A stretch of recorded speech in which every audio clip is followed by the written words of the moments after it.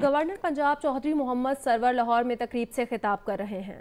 हमें जो अच्छी चीज़ है वो दुनिया में कहीं भी है उसको सीखना चाहिए। और एक बात और मैं पिछले 20-25 साल से कह रहा हूँ, लेकिन अभी तक कामयाब नहीं हुआ। अल्लाह करे कि मेरी ज़िंदगी में ये कामयाबी हो जाए कि मैं पाकिस्तान की तमाम सियासी पार्टियों को कहता हूँ कि खुदा के लिए जब आप हुकूमत में नहीं हैं तो शैडो कैबिनेट बनाएं, शैडो मिनिस्टर बनाएं, इसलिए कि जब आप अपोजिशन में होते हैं तो हुकूमत करने की तैयारी करते हैं, आप सीखते हैं, हुकूमत को बताते हैं कि ये मुतबादल बजट हमारा ये है, एजुकेशन की पॉलिसी आपकी गलत है, हमारी पॉलिसी ये है।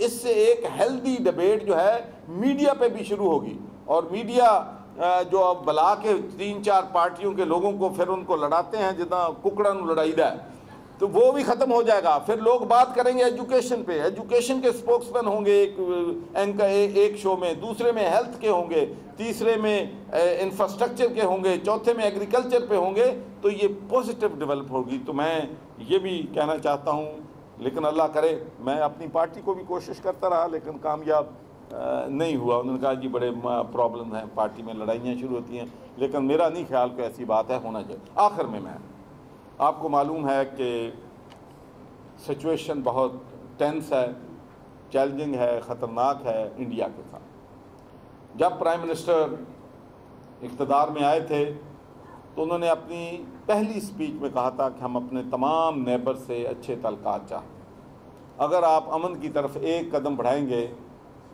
तो तहरीक इंसाफ की हुकूमत 2 कदम बढ़ाएगी। हम समझते हैं कि हमारे चैलेंजेस जो हैं दोनों मुल्कों के, इंडिया के भी पाकिस्तान के भी, गुर्बत है, जहालत है, इंफ्रास्ट्रक्चर नहीं है, अनएम्प्लॉयमेंट है।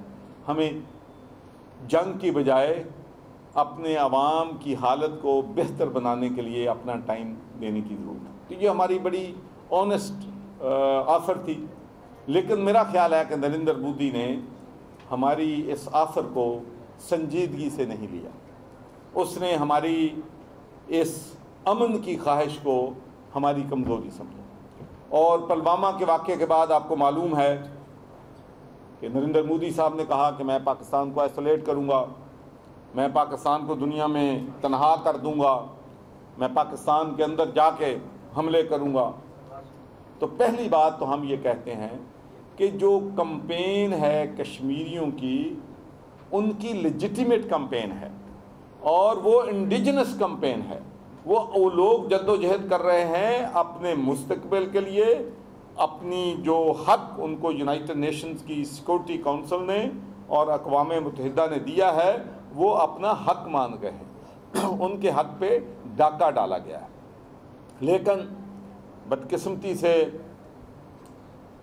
इंडिया ने अब जो आर्टिकल 370 और 35A जो रिपील किया है, वो बैनुल-अक़वामी क़वानीन की भी खिलाफ वर्जी है, वो अक़वाम मुत्तहिदा की जो रेजोल्यूशंस हैं उनकी भी खिलाफ वर्जी है। कश्मीर एक डिस्प्यूटेड टेरिटरी है, पूरी दुनिया को मालूम है कि डिस्प्यूटेड टेरिटरी है, उसको इंडिया अपने साथ एनेक्स नहीं कर सकता। ये बैनुल-अक़वामी क़वानीन की धज्जियाँ उड़ाने के मुतराफ़िक़ है। तो हम भी अब भी कोशिश कर रहे हैं कि वो जो डिसीजन उन्होंने किया है उसको रिवर्स करें। और आपको मालूम है कि न सिर्फ इस ऑर्डर से पाकिस्तान की हुकूमत, पाकिस्तान के अवाम इसको मजम्मत कर रहे हैं, बल्कि दुनिया भर में, बल्कि इंडिया की जो अपोजिशन जमातें हैं वो भी नरेंद्र मोदी के इस फैसले से एग्री नहीं कर रहे, लोकसभा में उनको कंडेम कर रहे हैं।